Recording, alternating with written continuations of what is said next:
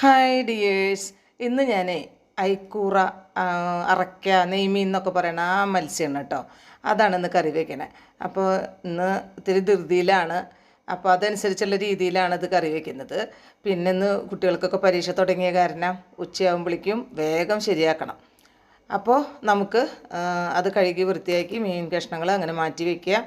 അതിന് ശേഷം ഇഞ്ചി, പച്ചമുളക്, വേപ്പിൻ്റെ ഇല, ഉള്ളി, മല്ലിപ്പൊടി, മുളക് പൊടി, മഞ്ഞൾപ്പൊടി, മുളക് പൊടി തന്നെ കാശ്മീരി ചില്ലിയും കൂടി ഉണ്ട്.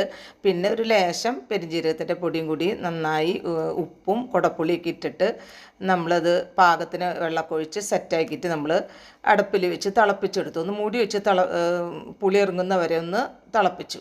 അതിന് ശേഷമാണ് ഈ കഷ്ണങ്ങൾ നമ്മൾ പറക്കിയിടുന്നത്.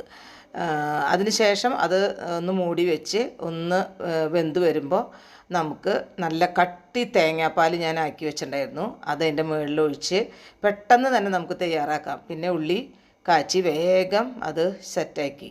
അതിന് ശേഷം അവർക്ക് ചോറും കൂടി ഞാൻ കൊടുക്കുകയാണ് കേട്ടോ. അപ്പോൾ ഇഷ്ടപ്പെട്ടു. അങ്ങനെ എപ്പോഴും കഴിക്കുന്ന ആൾക്കാരല്ല, പക്ഷെ എന്തോ ആൾക്കാർക്ക് ഇഷ്ടപ്പെട്ടു. ഭയങ്കര ഹാപ്പി ആയിട്ട് അങ്ങനെ കഴിച്ചുകൊണ്ടിരിക്കുകയാണ്. ഓക്കെ.